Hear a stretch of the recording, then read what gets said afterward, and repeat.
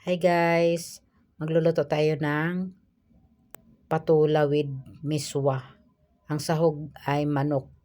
So yun, maggisa na tayo dyan ng bawang. Yan. Tapos, konting toast lang ng ating bawang. Isunod na natin yung ating sibuyas guys. Ayan. Pagkatapos ng sibuyas guys, ay isusunod naman dyan yung kamatis. Ayan guys. So, si daddy pala ang naggisa dyan guys dahil nagpresenta siya ang magluto. Dahil siya po ang naka-idea dyan na ang ulam daw namin gusto niya ay patula at miswa na sahugan daw ng manok. Na-miss niya data mag-ulam ng ganun guys. Kaya, siyempre gusto ko rin naman yun guys, may sabaw-sabaw ano. So, yun, siya ang nagluto. Pag gusto talaga ng mister natin na makaisip ng ganong ulam, lalo kapag gustong-gusto nila, no? Sila talaga yung gustong magpresenta na magluto. Kaya ako naman guys, okay naman sa akin para din na makapag-relax din tayo. Kahit paminsan-minsan naman gusto rin nating matikman yung mga luto natin sa ating mga mister natin, ano? So, yun mga guys, naggisa na siya dyan. Tapos, pagkaluto ng manok, ayan, naglalagay siya dyan ng tubig. Sasabawan niya ng tubig yan para magkakaroon ng sabaw yung kanyang niluto. Ayan. Nilagyan niya ng mga 1 litrong tubig guys. Tas konting asin.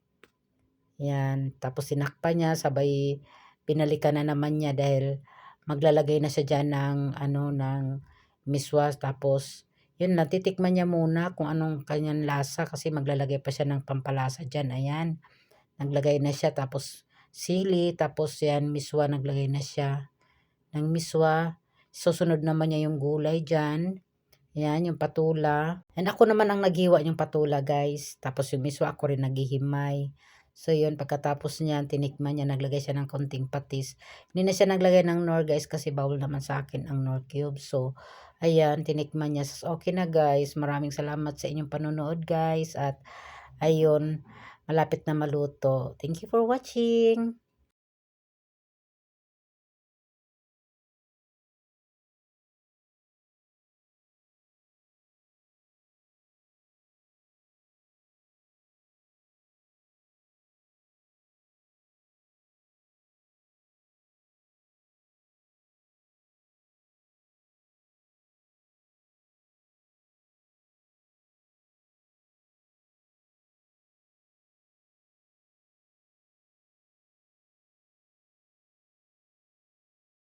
Pansit na miswa. Ayan. Pansit pa rin yan guys to kapag ganyang mahaba. Pansit. Pero yun nga lang, iba naman siya.